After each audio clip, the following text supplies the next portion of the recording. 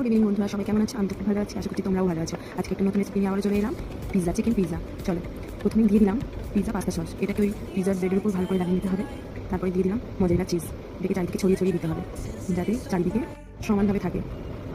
এরপরে দিয়ে দেবো, একটু কম কম হয়েছিল ওই জন্য আবার দিলাম।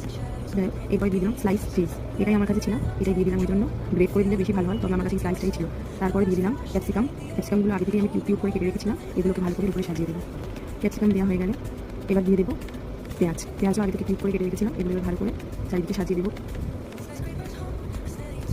পেঁয়াজটা দেওয়া হয়ে গেলে এবার দিয়ে দেবো চিকেনটাকে আগে থেকে একটু ফ্রাই করে রেখেছিলাম, সেটাকে এবার দিয়ে দিচ্ছি। বাচ্চাদের বায়নার জন্য মায়েরা কত কিছু শিখে যায় নিজেদের অজান্তেই, দেখে ভালোও লাগে। যাই হোক, চিকেনটা দেওয়ার পর এবার দিয়ে দেবো অরিগানোটা চারিদিকে ভালো করে ছড়িয়ে দেবো। আর চিলি ফ্লেক্স দিলাম না, কারণ চিলি ফ্লেক্স আমাদের বাড়িতে যেহেতু আমার ছেলের জন্য মেনলি করছি, ও তো ঝাল খায় না, এমনিতে আমাদের বাড়িতেও সবাই ঝাল খেতে চায় না। হয়ে গেছে সব কিছু রেডি। চলো এবার দিয়ে দিলাম ওভেনের মধ্যে।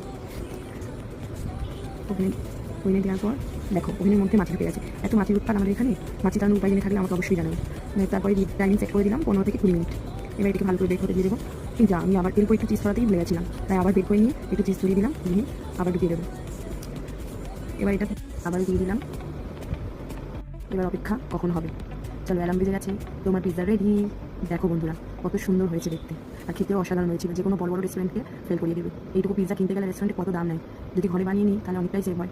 আর বাচ্চারা তো এইসব খেতে ভীষণ ভালোবাসে। এটা আজকে আমার ভাই আর আমার ছেলের জেদের জন্য হলো, ওরা দুজন পিৎজা খাওয়ার জন্য খুব জেদ করছিল। ভিডিওটি ভালো লাগলে লাইক কমেন্ট শেয়ার করে দিও। টাটা বন্ধুরা।